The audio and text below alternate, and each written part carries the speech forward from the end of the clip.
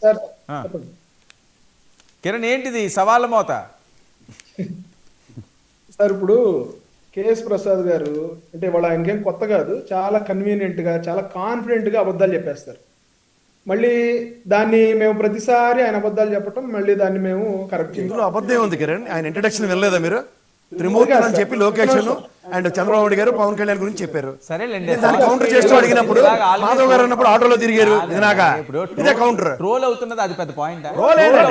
త్రిమూర్తి అన్నప్పుడు మరి జెండాలు పట్టుకుని ముగ్గురు బీజేపీ వాళ్ళు చూస్తారు చూస్తారు. బీజేపీ వాళ్ళు వెళ్ళరు కదా మీరు. అలా కాదు అంటే మేము బీజేపీని పట్టించుకోవట్లేదు, బీజేపీని సైడ్ ట్రాక్ చేసేసాం అన్న విధంగా మీరు మీ మాటలు ఉన్నాయి. నేను మిమ్మల్ని అనలేదు, ఆయన ఇంట్రడక్షన్ నేను సమాధానం చెప్పాను. ఒక్క నిమిషం, ఆయన ఇంట్రడక్షన్ గురించి మీరు ఎందుకు సాధపడుతున్నారు? ఆటోలో తిరిగింది తెలియదు పవన్ కళ్యాణ్ గారు పక్కన. ఒక్క నిమిషం వినండి. అంటే మీకు మళ్ళీ మేము ఆ ఫోటోలు ఎత్తుక్కుని మాధవ్ గారి నేను దాని గురించి చెప్పలేదు, మీరు జాగ్రత్తగా వినండి. నేను ఆ సభలో ముగ్గురు జెండాలు పట్టుకుని చెప్పాను, తర్వాత ఇది చెప్పాను. దీనికి మీరు కాంట్రడిక్షన్ అనే అబద్ధాలు ఒక్క నిమిషం వినాలి, మీరు విని తర్వాత మాట్లాడండి. టైం తక్కువ అయిపోయింది, ఆల్రెడీ 10 minutes ఉంది ఇంకా. ఇప్పుడు ప్రతిసారి మళ్ళీ మేము ఎత్తుక్కుని ఆ ఫోటోలు ఇక్కడే లైవ్ లో చూపించేంత అవసరం రాకూడదని నేను కోరుకుంటా ఉన్నా. ప్రతిసారి పవన్ కళ్యాణ్ గారి కాన్స్టిట్యున్సీ గురించి మాట్లాడుతూ మీరు మీ ఇష్టం వచ్చిన ఇంటర్ప్రిటేషన్స్ చేసేస్తా ఉన్నారు. ఇప్పుడు మీకు లాగా ఒక అనలిస్ట్ లాగా రోజుకో పార్టీని మద్దతు చేస్తూ మేము మాట్లాడలేం కదా. ఒక పార్టీ అధ్యక్షుడు రోజుకో పార్టీ అంటే సబ్జెక్ట్ పరంగా అనలిస్ట్ ఒక పార్టీకి పక్కనే మారవలసి వస్తుంది. ఒక్క నిమిషం, అందుకని అన్ని నెత్తికేసుకుని కూర్చోవచ్చు. మీదేదో ఒకటే సింగిల్ ఎజెండా ఉంటుంది. మీరు అన్ని పార్టీలకి సమాన దూరం పాటిస్తే నేను ఈ మాట మాట్లాడాల్సిన అవసరం రాదు. కేఎస్ ప్రసాద్ గారు అంటే ఈసారి పవన్ కళ్యాణ్ గారు పోటీ చేసేస్తారు, నెక్స్ట్ టైం వర్మ గారు పోటీ చేసేస్తారు, మీ ఇష్టం వచ్చినట్టు మాట్లాడకూడదు అట్లా. ఇప్పుడు జగన్మోహన్ రెడ్డి గారి లాగా మాకు అప్పనంగా వచ్చిన కాన్స్టిట్యున్సీ లేదు కదా మాకు కానీ లోకేష్ గారికి కానీ. మేము ఎత్తుక్కోవాలి. మేము ప్రజలు ఒక కాన్స్టిట్యున్సీలో పోటీ చేసాం, దాన్ని మీరు ఈ సంవత్సరం ఈసారి ఎక్కడ పోటీ చేస్తారు, వచ్చే సంవత్సరం ఇంకోసారి పోటీ చేస్తారు అలా అనకూడదు. మీకులాగా అంత కన్వీనియన్స్ ఉండదు. ఇప్పుడు మీరు ఈ డిబేట్లోనే టీడీపీని సపోర్ట్ చేస్తే వెంటనే ప్లేట్ తిప్పొచ్చు, కానీ మేము అట్లా తిప్పే అవకాశం మాకు ఉండదు. మేము ఒక కాన్స్టిట్యున్సీని నమ్ముకుంటే ఆ కాన్స్టిట్యున్సీ తరఫున పోటీ చేయాల్సి ఉంటుంది. పవన్ కళ్యాణ్ గారు పిఠాపురం ఒక్క నిమిషం సార్, మీరు మాట్లాడిన కౌంటర్ దీనికి గ్యారెంటీ ఇస్తారు. రాసుకోండి. ఇంకోటి సురేష్ గారు మాట్లాడుతూ జగన్మోహన్ రెడ్డి గారిని చూసి పథకాలు ఇస్తా ఉన్నారంట. జగన్మోహన్ రెడ్డి గారికి ఏమన్నా పేటెంట్ హక్కు ఉందా?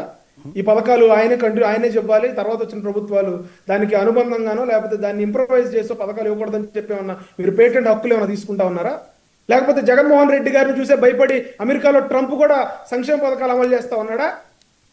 జగన్మోహన్ రెడ్డి గారిని భయపడో లేకపోతే ఇంకొకరికో భయపడో కూటమి ప్రభుత్వం కాదు, కూటమి ప్రభుత్వం లేదు.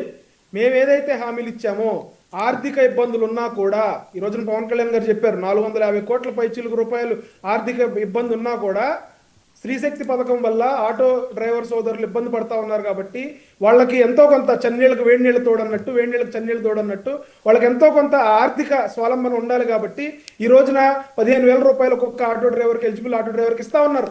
మీకు ఎందుకు కళ్ళు కుట్టేస్తా ఉన్నాయి? మీరు ఎందుకు దాన్ని అప్రిషియేట్ చేయలేకపోతా ఉన్నారు? గతంలో 10,000 ఇచ్చి మళ్ళీ కేసులు రాసి దాని నుంచి ముక్కుపిండి వసూలు చేశారు కదా. ఈ రోజున మేము ఒక పథకం అమలు చేస్తా ఉంటే దాన్ని చూసి మీరు ఓర్చుకోలేకపోతా ఉన్నారు. 15,000-16,000 పైచీలకు డిఎస్సి పోస్టులు తీస్తే దానికి కూడా మీరు కనీసం అప్రిషియేట్ చేసే సత్తా లేదు మీకు.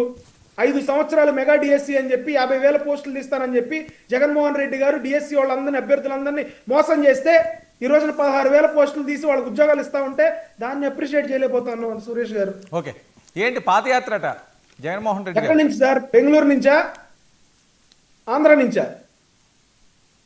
ఎక్కడి నుంచి పాదయాత్ర? ఎందుకు పాదయాత్ర? అంతా గతంలో ఎవరూ చేయలేనటువంటి పాదయాత్ర రికార్డు స్థాయిలో రికార్డు కిలోమీటర్లు చేయబోతున్నారట. సార్ ఇదేంటి సార్? ఇప్పుడు ఒలింపిక్స్లోకి వెళ్ళి లేకపోతే ఏదన్నా స్పోర్ట్స్ మీట్లోకి వెళ్ళి 5 కిలోమీటర్లు 25 నిమిషాల్లో పరిగెత్తాలి, 20 నిమిషాల్లోనూ 15 నిమిషాల్లో పరిగెడితేనే రికార్డు. పాలిటిక్స్లో పాదయాత్రలో ఎన్ని వేల కిలోమీటర్లు నడిస్తే ఏముంది, ఎన్ని వేల కిలోమీటర్లు ఎన్ని రోజుల్లో నడిస్తే ఏముంది? పాదయాత్ర అని చెప్పి సంవత్సరం పాటు నడిచాడు జగన్మోహన్ రెడ్డి గారు. ఏం చేశాడు? అధికారంలోకి వచ్చి కులం చూడం మతం చూడం అన్నారు. ఎస్, నిజంగా కులం చూడం మతం చూడాల అన్ని కులాల వాళ్ళని కొల్లబొడిశారు, అన్ని మతాల వాళ్ళని కొల్లబొడిశాడు, అన్ని ప్రాంతాల వాళ్ళని కొల్లబొడిశాడు, అన్ని ప్రాంతాలని నాశనం చేశాడు, అన్ని వర్గాల వారిని అప్పుల ఊబిలో కూరేశాడు. దేనికి ఆయన పాదయాత్ర? ఎక్కడి నుంచి పాదయాత్ర? బెంగళూరు నుంచి మొదలు పెడతారా, చెన్నై నుంచి మొదలు పెడతారా, లేకపోతే ఆంధ్ర నుంచి మొదలు పెడతారా? ఇందాక నా సోదరుడు రాకేష్ గారు చెప్పినట్టు జగన్మోహన్ రెడ్డి గారికి ఈ రోజున పని ఏం లేదు రాష్ట్రంలో. ఒక సమస్య మీద పోరాటం చేద్దాం అంటాడు, ఆయన బెంగళూరు నుంచి పిలిపిస్తాడు. ఆంధ్రాలో పాపం వీళ్ళకేమో చెయ్యాలో వద్దో అర్థం కాదు, ఆ ప్రోగ్రామ్ చెయ్యాలో వద్దో అర్థం కాదు, వెళ్ళాలో వద్దో అర్థం కాదు. నాయకుడేమో ఎక్కడో ఉంటాడు, పిలిపిస్తాడు, నాయకుడు రాడు. ఆ సమ్మెలో పాల్గొంటానుకో లేకపోతే ధర్నాలో పాల్గొంటానుకో. ఈ రోజున వీళ్ళు చేసే ఏ కార్యక్రమానికి కూడా ప్రజలు హర్షించే పరిస్థితి లేదు. వర్మ గారు, జగన్మోహన్ రెడ్డి గారు పాదయాత్ర చేస్తేనో లేకపోతే ఒకసారి చూశారు కదా పాదయాత్ర చేస్తే ఏమైందో, ఒక్కసారి అవకాశం ఇస్తే ఏమైందో చూశారు కదా. మళ్ళీ మళ్ళీ పాదయాత్రలు చేసి మళ్ళీ మాయ మాటలు చెప్పి ఈసారి ఆయన చెప్పడానికి ఏమీ లేవు. లాస్ట్ టైం చెప్పేశాడు అన్ని, తండ్రి లేని బిడ్డని, లేకపోతే బాబాయిని చంపారు, తాతని చంపారు, మా నాన్న చంపారు, నన్ను కూడా చంపాలని చూస్తా ఉన్నారు, ఒక్క అవకాశం అన్నాడు. ఈసారి ఒక్క అవకాశం కూడా లేదు. ఆయన మళ్ళీ పోరాటం చేస్తే ఆయనతో పాటు తిరగడానికి ఎవరు లేరు. Right, okay okay.